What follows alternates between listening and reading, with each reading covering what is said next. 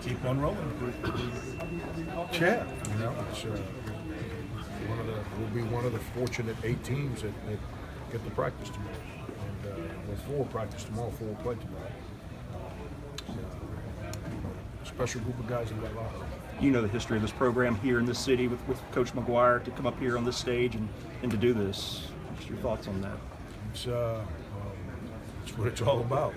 It's I've been getting texts from Don Levy and Joyce and Cremens and all those guys, and they take a lot of pride. It's their school. They love it, and they love the fact that we played at the Garden and played as well as we did. How about your defense from the get-go, kind of setting the tone for this game for you? Phil, it's what we've done all year. We're a good defensive team, and we're disciplined. We didn't commit a lot of fouls. We're on point today defensively. We've been good all year, but we're on point. Our ball screen defense was good. Coach Sark, I realize his numbers probably don't look great. He was great defensively. Kept Motley in bad spots on the floor, so Motley couldn't get going. Chris Silva stayed out of it. We were good defensively. Last weekend a lot of these players said that it hadn't hit them yet, that they beat Duke going to the Sweet 16. Tonight they said the same thing. It still hasn't hit them that they're going to the Elite Eight. Personally, has it hit you that you're playing on Sunday? No. I mean, I don't mean to be a grouch. I mean, believe me, I'm very happy. I don't feel good right now. I got a cold going on. I'm telling you the truth. But we got a job to do.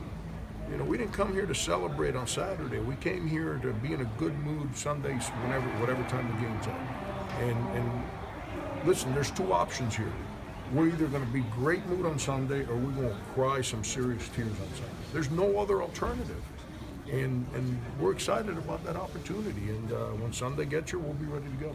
How much will you seem like a home game tonight with the crowd support you were getting? Our fans are just ridiculous. They're just awesome.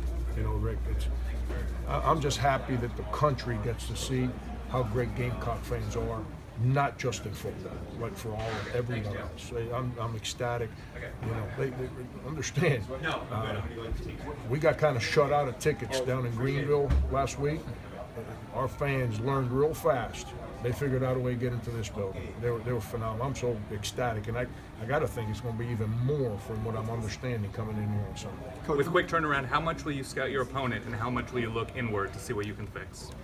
Yeah, we always look inward, but right now it's all about preparation based on the opponent, how we work. We don't have time to dwell on our mistakes tonight. We don't. We're full. We've been doing this now for 6 months, pretty much 7 days a week. And we are who we are. We understand the mistakes that we've made. That's why we're still playing, because kids embrace and accept coaching, not run away from it.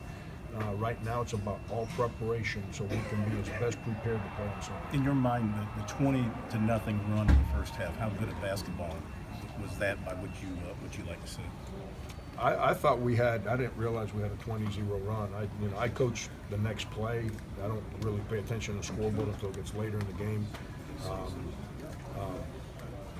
I thought we had opportunities in the first half, maybe the first 8-9 minutes of the game, open court, 3-on-1s, 4-on-2s, that we would not convert. We were getting nothing out of those possessions, and we finally did on some of those. We finally did, made some threes, and I was real happy how we attacked the zone. That's what I was real happy. I wasn't getting back to the last question. If we had 2 days to prepare, we'd be fixing our press breaker tomorrow. But we don't. We've done good all year against presses. We just got to talk about it and move on. But it was good to see us make some shots. It makes the game a lot easier when you score. You mentioned yesterday the importance of Silva, just as far as protecting the rim and interior presence. What'd you think about him today on both ends? Chris continues to get better. They did a great job of defending him. They really tried to get behind and kind of take away his space and not let him get it as deep as we needed to get him the ball. But he continues to grow as a player, man. He's like a little baby right now. He's going to be so good. And he's such a humble kid that just wants to do right. And I'm hard on him now, but I'm a big fan of his because of how much he wants to be coached and his teammates. All you got to do is pay attention when they ain't looking. Excuse the bad English. and you'll see how much fun they have with him because they love him so much. Frank, at Guys, this 3 more point, questions so Frank can get out to the game. Frank, at this point, every team is playing their best basketball. But would there be any sort of advantage seeing Florida again, or a team in general, for the third time? It's last thing I want to do is play an SEC school again. But it is what it is. I'm not trying to say I don't want to play Florida. I want to play Wisconsin. So please do not put my word to something I didn't say. You know, you're playing at this time of year. You'd rather not play against a conference opponent. But it is what it is. You got to get out of bed. You got to be ready to go. And whoever the opponent is will come knock us down. We got to be ready to go and not let somebody knock us over. Coach, what's Ceedee been giving you more and more recently? He was good today, you know. It's just defensively, you know, he's behind what we need him to be offensively, but defensively he's being active. He blocked 2 shots in the first half today. Came up with a huge offensive rebound. I thought in a part of the game where it allowed us to run like a whole minute off the clock, was short in the game. You know, Ceedee's very active. He's long. You know, he doesn't understand our offensive concept, so it's hard for him to stay out there sometimes. But defensively, he helps us, and he was part of the win today.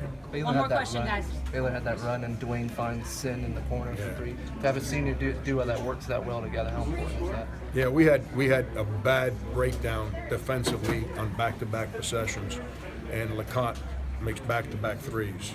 And then it was Dwayne finding Sin, and then Dwayne comes down. I'm not sure who found him. Might have been PJ or Coachar. And then, you know, your 2 seniors. That's step up. The other team's making a run, and your 2 seniors step up to the plate and make shots to stop the run. That's a beautiful thing of having seniors. You know, it's they know how to play with each other, and they know when they need to do it and not do it. And they both knew it was time to go make shots, and they both made them.